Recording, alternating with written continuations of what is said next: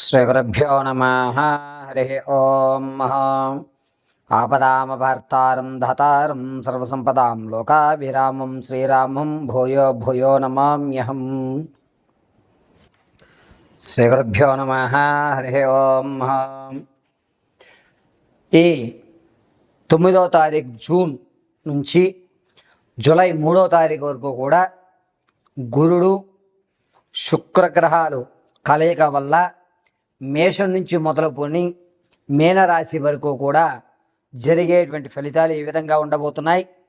ఈ గురుల్లో శుక్రుడు ప్రవేశిస్తూ ఉండడం వల్ల జరిగేటువంటి విపత్తులు కానీ మంచి అవకాశాలు ఏమన్నా మన లైఫ్లో ఈ నెలలో ఏమైనా మార్పులు సంభవించవచ్చా, ఆర్థిక ఇబ్బందుల నుంచి మనం ఏ విధంగా బయటపడడానికి ఏమైనా మార్గాలు ఉన్నాయా, అనారోగ్య సమస్యల నుంచి బయటపడడానికి అవకాశం కలుగుతోంది అనేటువంటి విషయాన్ని మనం మేషం మొదలుపెట్టుకుని మీనరాశి వరకు కూడా మనం విశదీకరించి చెప్పుకుందాం.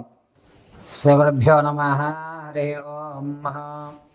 తదుపరి కన్యారాశి 9వ తారీఖు జూన్ నుంచి జూలై 3వ తారీఖు వరకు కూడా గురుడు శుక్రుడు కలయిక ఉండడం వల్ల కన్యారాశి వారు ప్రతి విషయాన్ని కూడా 1కి 10 సార్లు ఆలోచించుకుని పక్క వాళ్ళు ఏమనుకున్నా పర్వాలేదు, ముందు నేను బాగుండాలి అనేటువంటి నానుడి ప్రకారంగానే ఎదరికి వెళ్తూ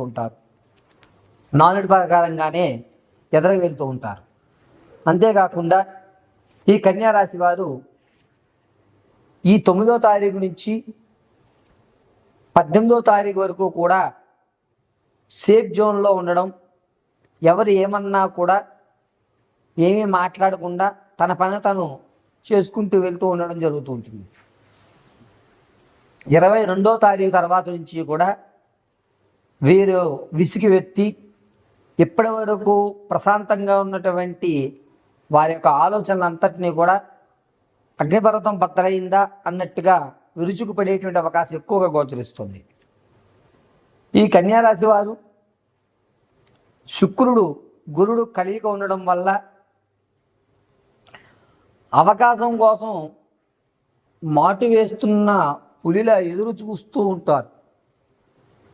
వీరు శత్రువుల ముందు జయం, ధనపరంగా ఒక ఉన్నతమైనటువంటి స్థితిగతులు పొందడం, అంతేకాకుండా వ్యాపారంలో తను ఏం చేద్దాం అనుకుంటున్నామో ఇంత పూర్వం నుంచి ఆలోచనని ఆచరణలో పెట్టడం, నువ్వేనా ఇన్ని పనులు చేస్తున్నావు అని ఒక ఆశ్చర్యానికి జనాల్ని గురి చేయడం అనేటువంటిది ఈ నెలలో ఖచ్చితంగా జరుగుతుంది. తాత ముత్తాతల నుంచి లభించేటువంటి ఆస్తి ఖచ్చితంగా లభిస్తుంది. అంతేకాకుండా అనుకున్న సమయంలో అనుకున్న విధంగా మీ యొక్క ప్రవర్తన ఉండడం వల్ల అందరూ కూడా ముక్కు మీద వేలు వేసుకునేటువంటి అవకాశాన్ని మీరు కలగజేస్తుంటారు. మీ ముందు మాట్లాడాలి అంటే అమ్మో ఏమనుకుంటారో అనేటువంటి ఒక హుందాతనమైనటువంటి వాక్చాతుర్యంతో 22వ తారీఖు నుంచి 3వ తారీఖు వరకు కూడా గాంభీర్యమైనటువంటి వ్యవస్థ నడుపుతూ ఉంటారు కన్యారాశి వారు.